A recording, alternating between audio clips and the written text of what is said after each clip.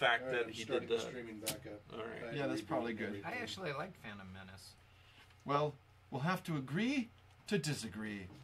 And now back to our favorite program, The Days of Our Lives. I represent that remark. It says no signal. Am I supposed to believe that? That's just the TV. That's not. Okay. That's not relevant. It's live. Hello, and welcome back again for that momentary pause in our programming. Coffee break. Today, We are selling waterbeds. I don't know about you, but when the storm comes in, it gives me that feeling of being out to sea. Very restful. So we are continuing. This is still the April 21st. yes, 21st of April, We're still 2018. April 21st. This is part 2. Part 1 we had to stop because of some technical issues. Yes. You guys were starting to move like this. The audio was okay, but you were Mr. doing Robot. Dr. Roboto, Yeah, Roboto. So Yes, Gundam. you may have felt like you were in a time warp, but it simply wasn't so. Now we're going to move on. Thank you, Richard, for that delightful... You are speechless, aren't you? I'm trying to find the right word. So we were discussing... Insight. Yes, thank you. That's exactly the word I was thinking of. Magnificent insight on precursor authors to science fiction and fantasy. And we have talked, I think, before about Lord Dunsany. That's why it doesn't sound right. Yeah, No T. Dunsany. My mistake there. And others who wrote, like Jules Verne, etc. Turn of the century. And even fantasy and science fiction, we're a bit more blended. You have like Lewis and others in the 1940s calling it science-fiction. Well, I actually hadn't heard of this author before. And maybe you guys had discussions about this before I joined, but I don't remember For ever years. talking about it. Every meeting we've ever had that you've been here, we've talked about Lord Dunsany. Don't you remember? No, I think I tuned that out. Okay, sorry to pull on your leg there. So what we're going to do is talk about where to stream. Hawk, you wanted to follow up on that. Yeah, so currently we've been streaming to YouTube for all these years, for years and years and years and years, since like 2006 or 7, or however long. YouTube, aka Google, has been pulling all kinds of shenanigans, and they've been nothing but a pain in my side. They keep changing where the channel is, and really frustrating. And then, we were never monetizing or anything, but I'm sure you've heard about the kerfuffle about how they're screwing over all the YouTube channels that were getting monetized but now aren't. Oh, Because no. They keep changing. Yeah, they keep changing the goalposts for getting monetized. Meanwhile, they still keep making money. Sure. But you don't get anything. So there goes YouTubers. So YouTubers are just... Well, and not only that, It also has to do with... YouTube is not a very good live media. It's more about recorded media. So I'm proposing, and you guys decide yay or nay, that we move our monthly streams to Twitch, which is a live. Now we'll have to make sure we at least throw in a little bit about gaming to make it follow the rules. So Twitch, you can either be about gaming or music to be compliant. Could we have the first 5 minutes of every meeting be about gaming, and then the rest of it be You about bet. Tolkien stuff? I'm not bet. showing up for the first 5 minutes. You just so- come late. Well, and we'll talk about how and we'll tie it to Tolkien, and then there just has to be some little piece. And if all we need to You say pass. is we're talking about Tolkien because gaming has been so fundamentally shaped by Tolkien. And you can see our Hear, previous hear. videos about that. Says this hobbit. Yes, and then we can talk Tolkien. But if we just intro with that as our excuse, I'll just bring we'll in be the One fine. Ring and But talk the about advantage of Twitch is my most there's awesome actually latest campaign. live shows. The more live you are, the more they promote, and the more you get people checking you out, popping in. Checking. We're getting nobody popping in on our YouTube channel anymore because Google has biased it to kill off all the small channels because it's not worth they don't make enough money off the small channels. It's not worth it to them to support the services for them. They're focusing on the big money-making channels and putting their energy into that. That's what this has been about. And it's business. I thought it was my slow monotone voice that gave it away. Yeah. Well, Corey, when you really get into a topic, there just comes this point where I'm fighting off sleep. So anyway, Okay, but I want to put it to a vote right now. Then. right. So would you like to continue on our YouTube channel? Now, we will still, after the Twitch show, it's automatically recorded, and it's there for 14 days before it gets deleted. So all I have to do is download it and upload it to YouTube. And then we have an archive of it on YouTube. So that's the thing is Twitch does not archive very well. They get rid of the content after a certain amount of time. Which is kind of smart, actually, for them. These are the trade-offs. These are different audience Platforms. This way, if people want the recorded archive version, it'll still be on our YouTube channel, as always. If they can find it. And, yeah. Okay, so Sorry. yay, No, that's true. yay or nay? How many Would you in like us to favor? move our live broadcast to Twitch? Yays, I'm raising my hand. nays. I have Okay. a channel on Twitch, So that I never yeah, I have use, multiple. but- All right, so I will set Are up you a... twitchy then? Indeed. So do you want to... Now, the next question is, do we want to just do it... So the more hours you're on Twitch, the better your ratings, the better you'll show up, the more viewers you get. We can certainly have our own channel and be a separate channel, but with only once a month, we won't get a whole lot. Since all of this is thanks to RPG Research and RPG Therapeutics, I propose that we do it on our RPG Research channel. We just tell people that's where we are at a certain time each month. We're talking Tolkien. Now that doesn't have to be that way, but the advantage of that is the more we do on one channel and the more hours each month, the higher the ranking, the closer we get to being on the front page of Twitch. When you get front page, you get a ton of viewers. Well, there's another Been front page benefit, before. and that is that those who are already interested in what you're doing can perhaps watch what we're talking about, and that might help them to become more literate about Tolkien and Possibly, enjoy that. And I think it's those who complementary. are exactly, and those that audience that might be less interested in They watch the other shows. role playing, but they like what we're doing, can Right. still come on board and see. Exactly. So that's my next proposal is, do we set up our own channel, or do we just do it on the RPG Research channel? So who's Well, in favor? There is Okay, to go ahead. outline the advantage. You've already got an audience somewhat established for your existing channel, and so it'd be easier to climb that ladder you were talking Right, about. then starting from scratch. Right. Exactly. Okay, So so who votes is yay. for our having our own Tolkien Scholars channel? Yay. Nay. Yay. We got two abstaining. Two and abstain. Two nays. I can't. Who really is weigh in. for us having it on our RPG Research channel? I say yay. Two Sure, why yays, three not? yays, Okay. one abstain. Sorry. It's okay. That's okay. Do you have another suggestion? No. Mostly, I'm abstaining because of ignorance on the pros and cons. Okay, that's Fair enough. Yeah, Absolutely. totally makes sense. All right, so I think we got a majority on that, even though slim majority. 75% Three-fourths, works for yes. Congress. So I think we'll go It's ahead only and do two-thirds. that. Now, if you're watching this recording and you have an issue about Twitch, let us know. I mean, this is not set in stone. It's something we're going to try.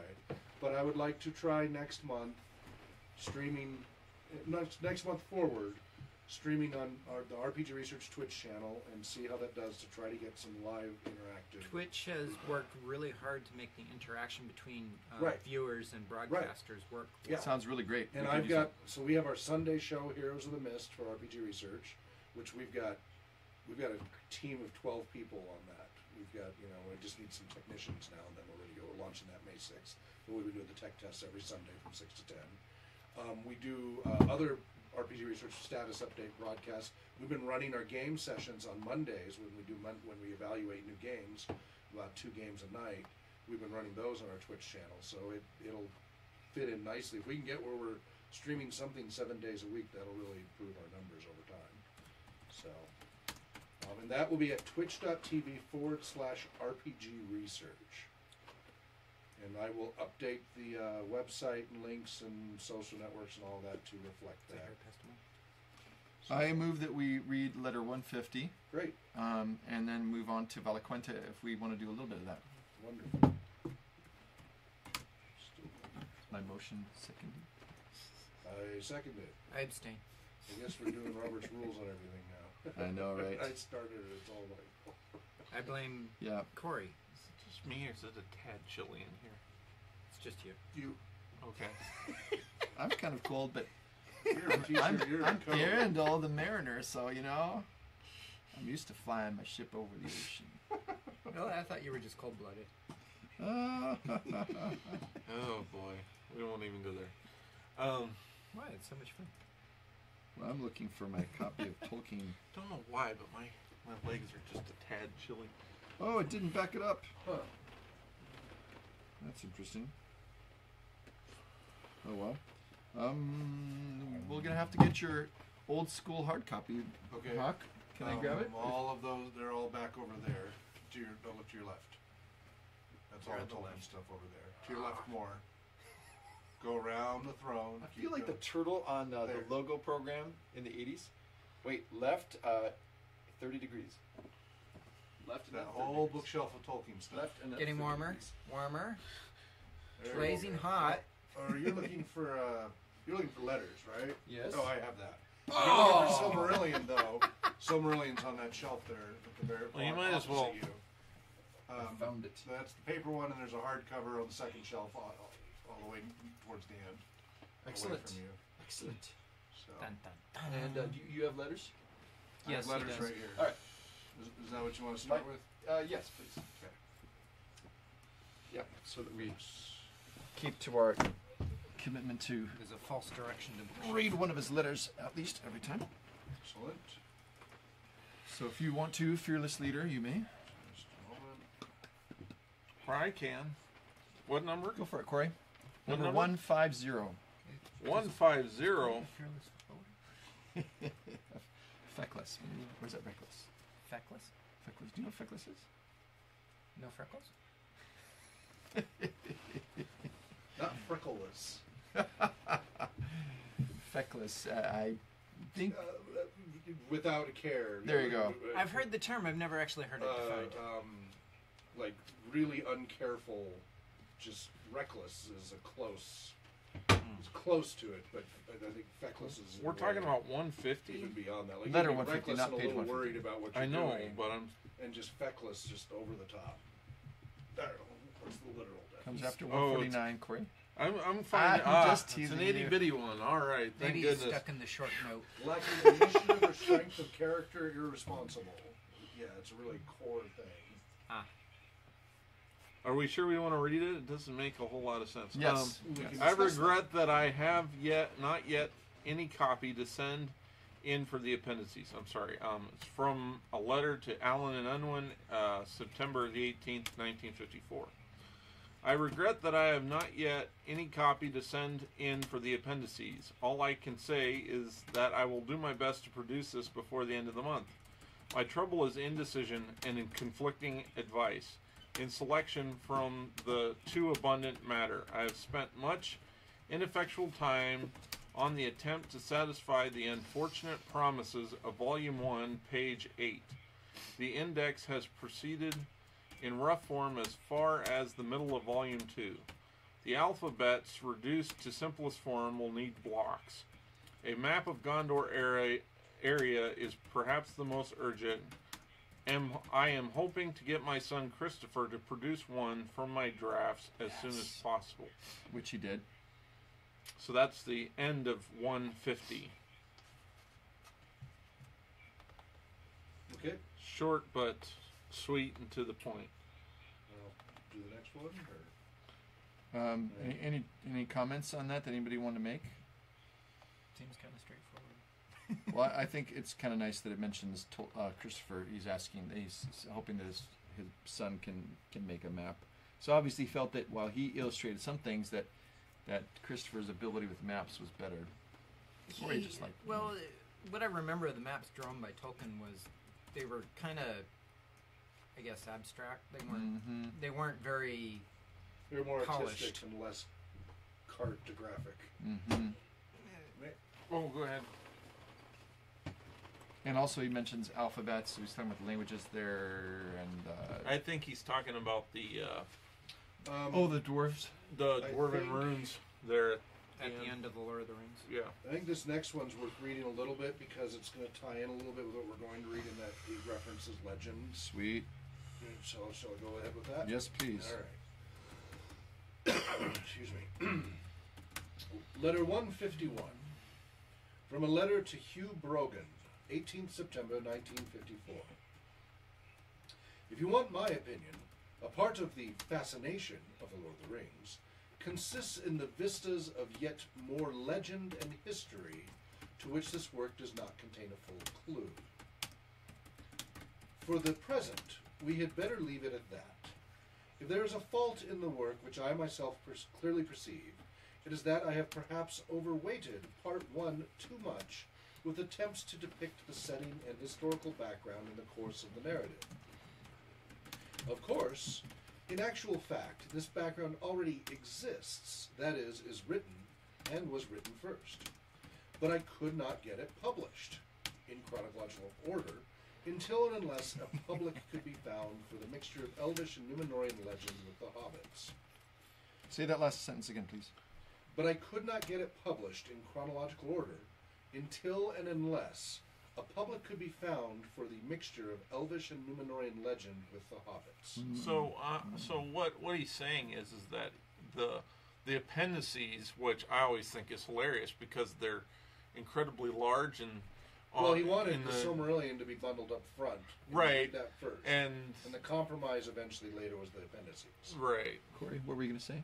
No.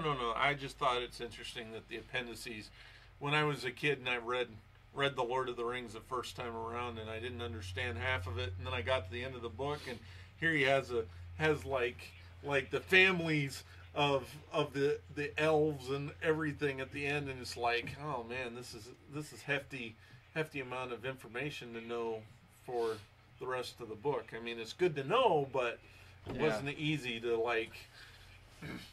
Well, it was kind of like reading the first part of the New Testament, and someone begat someone else. Yes. That's what Valaquenta is, a lot of begatting. Newsflash: we were all begat by somebody. Anyway, we won't get begatting. We won't get into I the don't know what details. you're talking about. I Just was sit begat there by and my talk father. about all the begatting and just that. Yes, I understand. I was teasing. I was Your begat by my father. preference of goblins to orcs involves a large question and a matter of taste, and perhaps historical pedantry on my part. Personally, I prefer orcs, capitalized O, since these creatures are not goblins, not even the goblins of George McDonald, which they do to some extent resemble. Also, I now deeply regret having used elves, capital E, though this is a word in ancestry and original meaning suitable enough, because of how different his elves are from other elves, I bet. But the disastrous debasement of this word, in which Shakespeare played an unforgivable part, has really overloaded it with regrettable tones, which are too much to overcome. Well, he did overcome that, because now everybody thinks of elves as Tolkien's elves, mostly, rather than fairy elves. Even in Japan. Yeah. I hope in the appendices to Volume 3 to be able to include a note on translation, in which the matter of equivalences and my uses may be made clearly.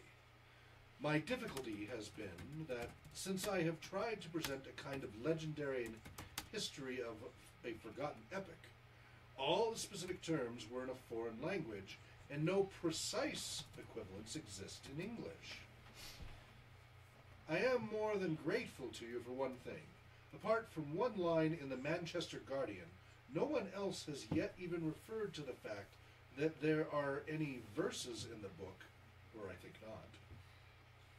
Frodo is not intended to be another Bilbo, though his opening style is not wholly unkin, but he is rather a study of a hobbit broken by a burden of fear and horror, broken down, and in the end made into something quite different.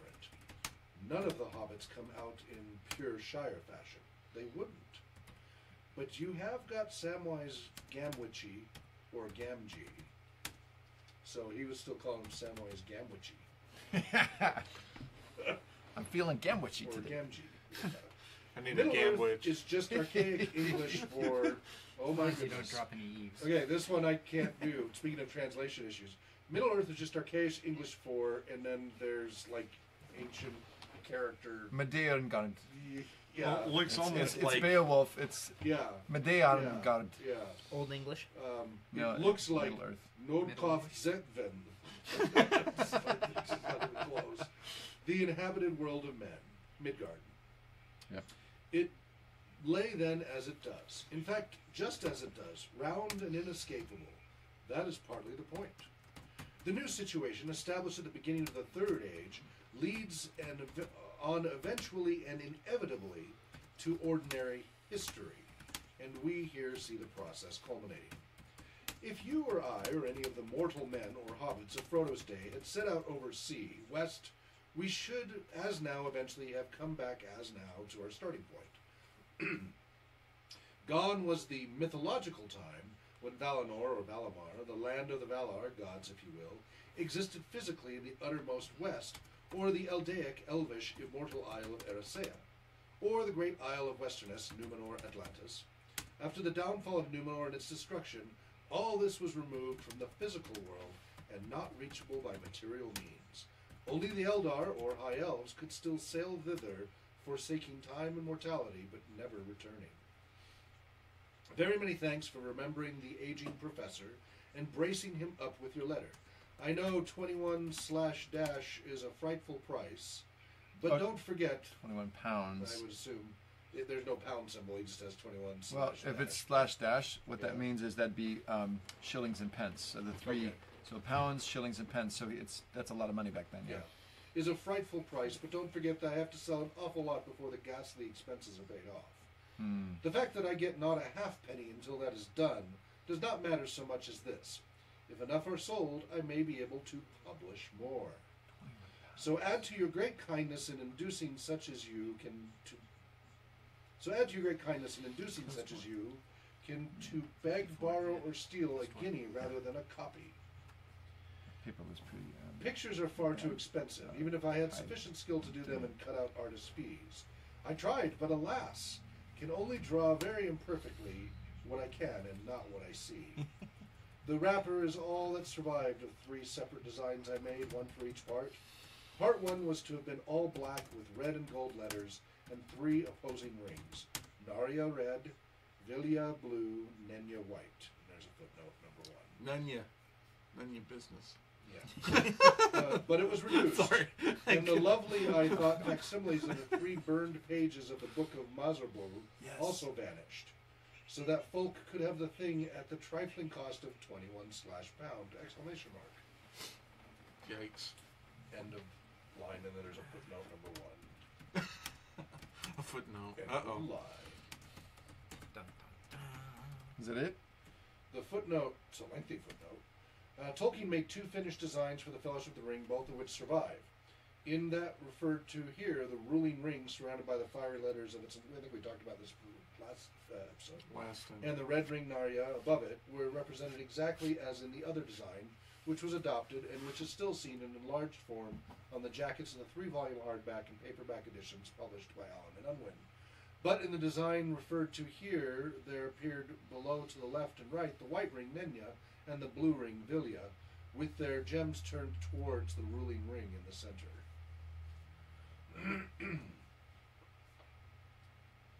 So, I thought that was a nice way for us to then segue into the Valaquenta, since he was kind of referencing that. Oh, okay. Yeah, Those you wanna 3. point that at the camera? So it's referring to these 3 rings. Although on this picture it doesn't show them being of a different color, but But yeah, They should the be. idea. I'm not sure that Cool. will show up. It showed up in the ballpark. All right. we'll try to include it in the. Oh, interesting. So, Valaquenta?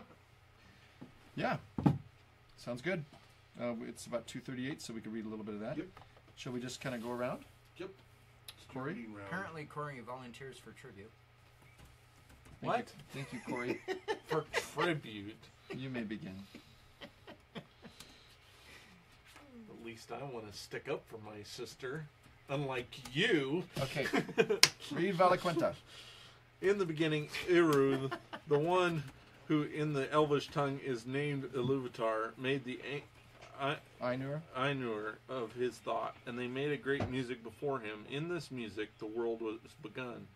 For Iluvatar made visible the song of the Ainur, and they beheld it as a light in the darkness, and many among them became enamored of its beauty, and of its history, which they saw beginning and unfolding as in a vision. Therefore Iluvatar gave to their vision being, and set it amid the void, and the secret fire was sent to burn at the heart of the world, and it was called Ea. Ea. Which is why we are the Tolkien Society. Then those of the Ainur who desired it, let this thing be. Desired it arose and entered in the world at the beginning of time, and it was their task to achieve it, and by their labors to fulfill the vision which they had seen. Long they labored in the regions of Ea, which are vast beyond the thought of elves and men, until So in the time of... interject because we got lambasted by the Finns for saying Ea. It's Ea. Is it? Yeah, remember? Okay. It's not as pretty as Ea. I was So saying just Ea for sound like years. you're It's Ea. gargling while you say it. Okay. Or maybe he's got a hairball. They put on the raiment of earth and descended into it and dwelt therein. The great among these spirits the elves named the Valar, the powers of Arda, and the men have often called them gods. The lords of the Valar are 7, and the Valier, the queens of the Valar, are 7 also. These were their names in the Elvish tongue as it was spoken in Valinor, though they have other names in the speech of the elves in Middle-earth, and their names among men are manifold. The names of the lords in due order are Manwë, Ulmo, Aule, Orome,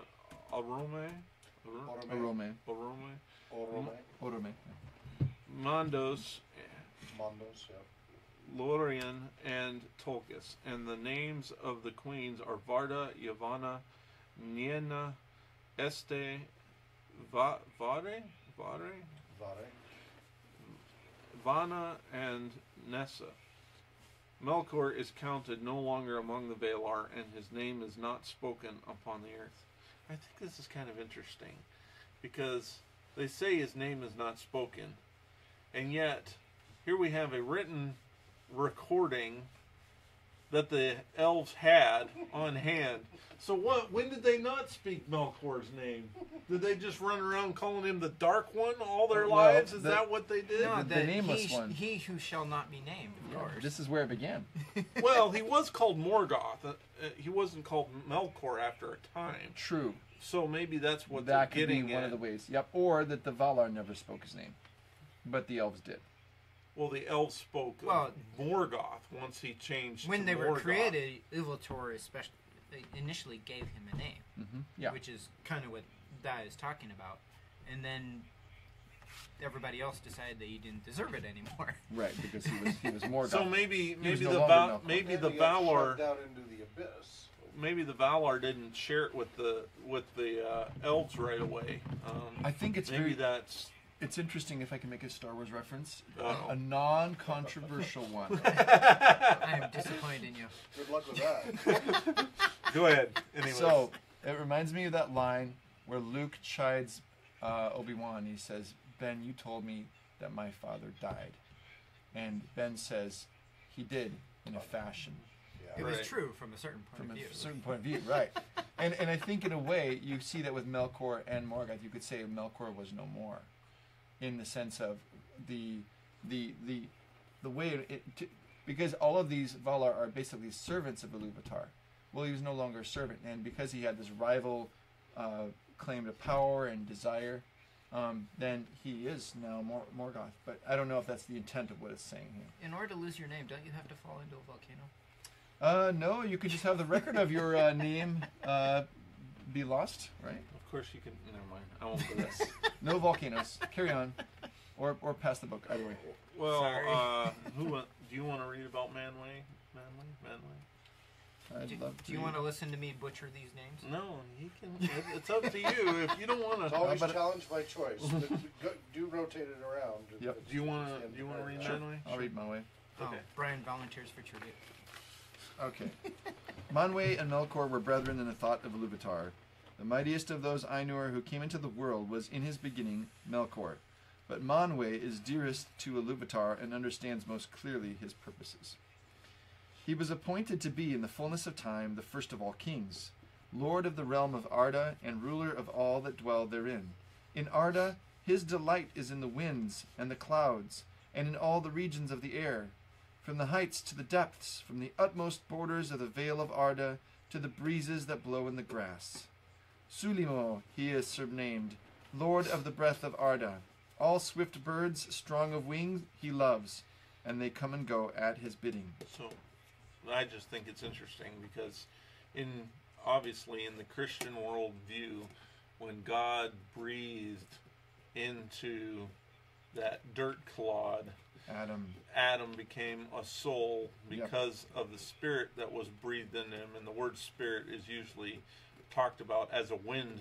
The Hebrew word ruach, right? Breath, right? And so when we're sitting here talking, he's the God, not God of, but the power of the wind. Power of the wind, right? And isn't it interesting too that's because this is the setting in which the eagles live and move, right, and have their being. Right. What we see here is that in The Hobbit and in The Lord of the Rings, the eagles are coming is that eucatastrophe, that kind of joyful, unlooked for deliverance, and not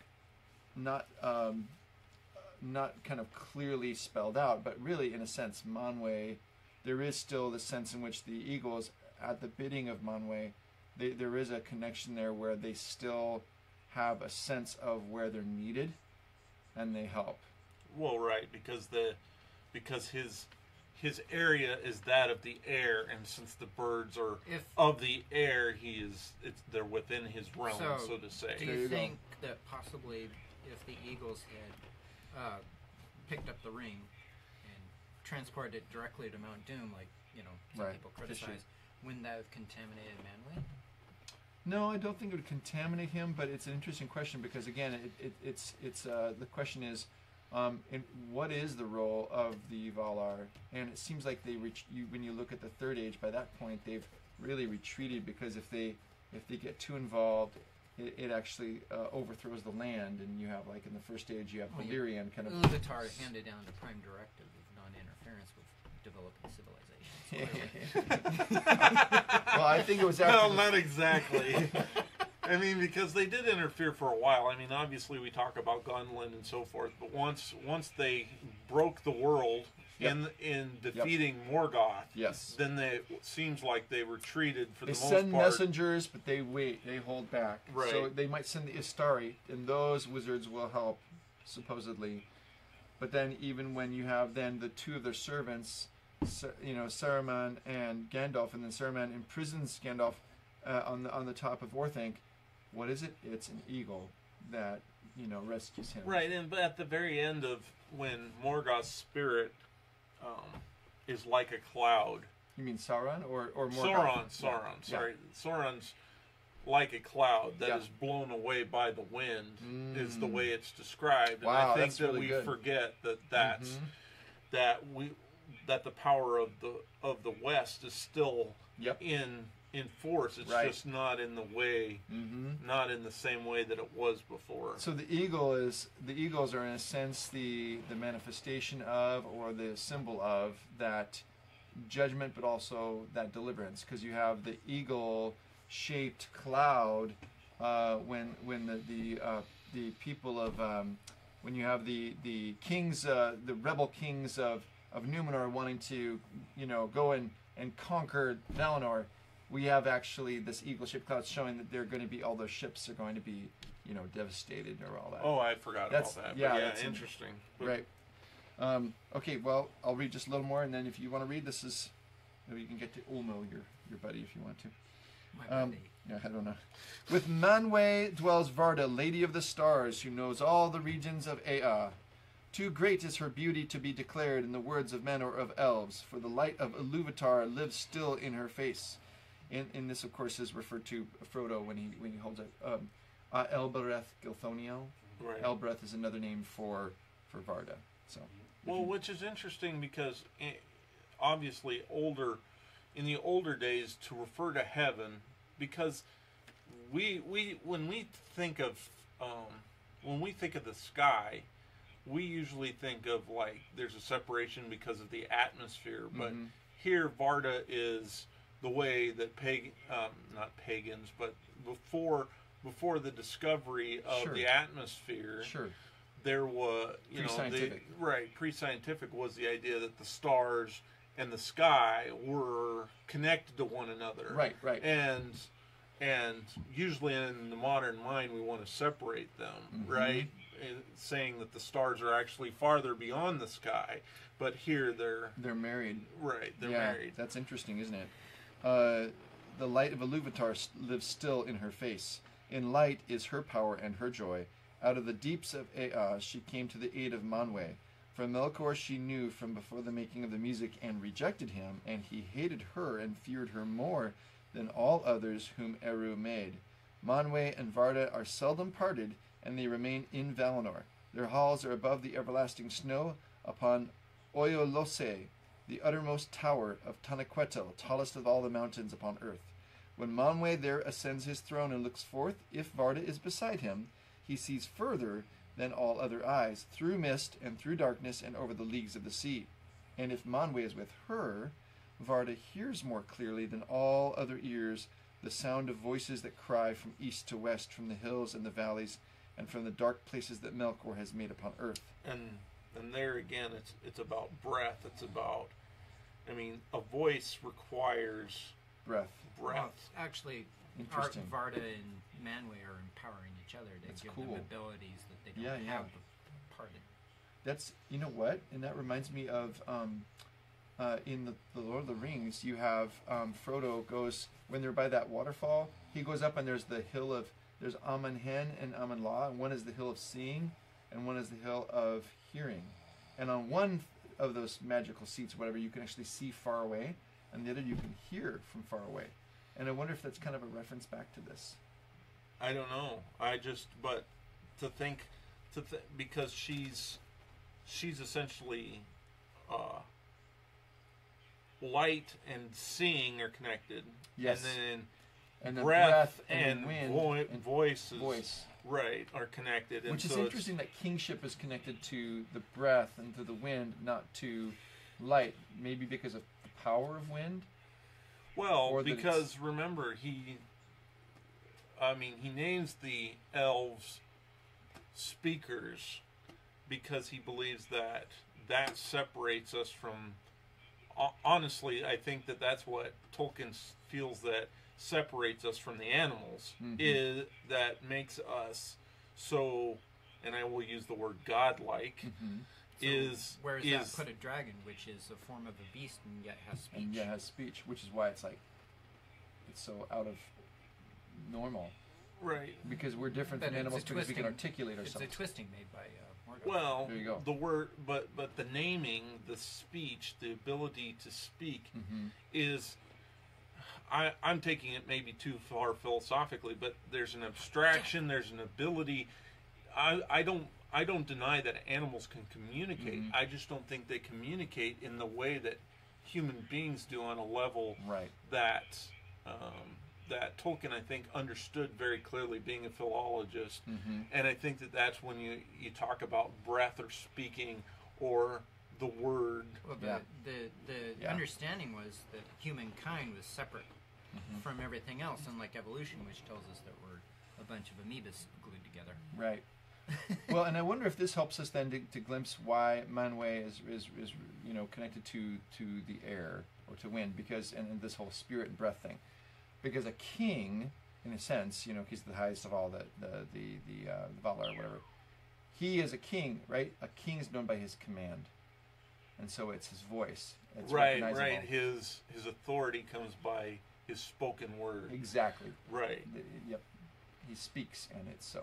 Right. If anybody speaks, anybody can speak, but people aren't going to follow that. But a king speaks, and then things happen. Okay, let me just finish this. Of all the great ones who dwell in this world, the elves hold Varda most in reverence and love. Elbereth they name her, and they call upon her name out of the shadows of Middle-earth, and uplift it in song at the rising of the stars. Umal is the Lord of Waters. He is alone, so he's homeless. He dwells nowhere long, but moves as he will, in all the deep waters about the earth or under the earth.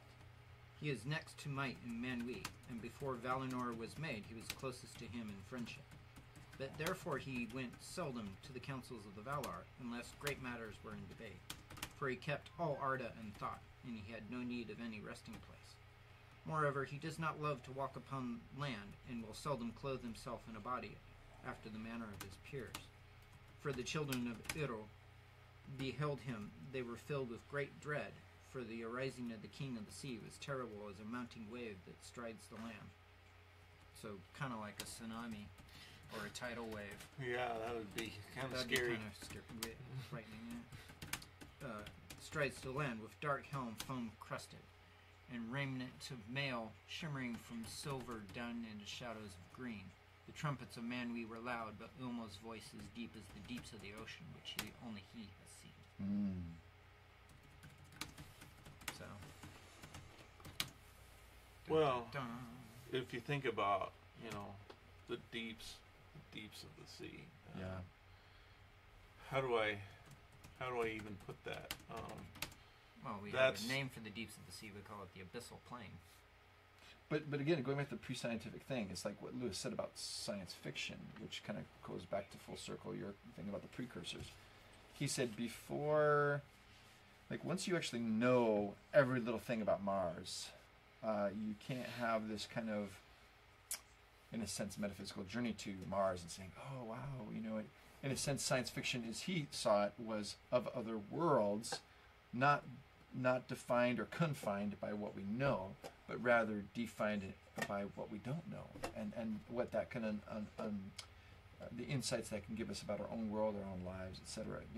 In a sense, the other worlds become a foil for understanding ourselves, and that's what Lewis liked a lot. Kind of like the Australian Aborigines have a period of time that's prehistory that they call the dream time. Yeah. And it's kind of, after you have explored someplace, it loses the aspect of being in the dream time, and becomes kind of like a quantum observation effect. You know what's there, and so you can't speculate about things that could be there anymore, because you know what's there. Right. Anything else, Corey? Well, I was thinking, it talks about, and the ocean is calling. I think isn't that what Legolas says? Yes. And the thing is that I think the deep ocean, the depths.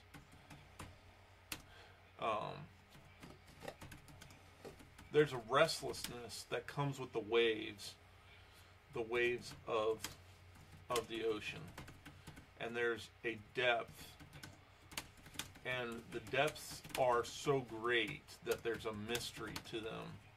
You see what I'm saying? I do. The darkness is that you look into the ocean and you can't see the depths. You Fathom. can't. The word fathom comes from that, right? Right. To not fathom it. Yeah. Right, and we are unable to. Well, before we discovered the wreck of the Titanic, it was all. You remember what it was like above the waves, and in the romance and stuff was, and then you get down to the wreck and it's a chunk of metal and it's rusting out. Right. There's something more to this. It means something more. Well, and there's still much we don't know actually about the ocean. I mean, there's a lot that hasn't been discovered. Well, but the point of the depths here, I think, is the idea that there is the surface, the restless surface, and then there is the hidden depths, And the giant squid. there is the part of the human heart, I guess you could say, that is you see the surface of what people do, but there is a depth that we don't completely understand, and especially when we're dealing with desire, when Legolas is being called to the ocean, it's not just that he's going back to Oman. There's something deeper there. Olmo is speaking in some way. Right. And because he has a voice of all the Valar, it seems like he stays somehow more connected than the others do at this point, where through the waters that connect to the ocean. So he's with the ocean, but in a sense, it's almost like there is this sense in which the connection with the land through the water, and he has, on the one hand, he is both frightening, and yet he seems to actually care and wants to intervene in some sense, or at least prepare them for what's coming. Right. So I think what's fascinating about this is the question mark of, well, which just, let me say this. What you were talking about, restlessness, when we see Ulma, when we see the Lord of Waters, we see this kind of picture of, as it were, of perhaps in Tolkien's imagination, without drawing a direct allegory, that each of these is a reflection or a side of God, who is, as it says in Acts 17, the one who made the heavens and the earth, and the seas. And I think Augustine said it well, that our hearts are restless until, they find their rest in him. Well, when we refer to a personality as drops and God as the ocean, the idea is that there is something to be said when we look at a lake. It has something of the quality of the ocean, but really it's that quality of the ocean, the expanse, the largeness, and to pre-scientific people, the ocean wasn't merely large. It wasn't merely something that could be crossed. It was something that seemed to go on forever. You know what I'm saying? I'm not saying that there weren't places that one could stop, but it was almost like everything was an island, and the water went on forever. You know what I'm saying? When you're on a boat. Ireland kind of had the feeling of being the end of the world until they discovered the New World. Mm-hmm. Until, you mean North and South America? Yeah. Yeah.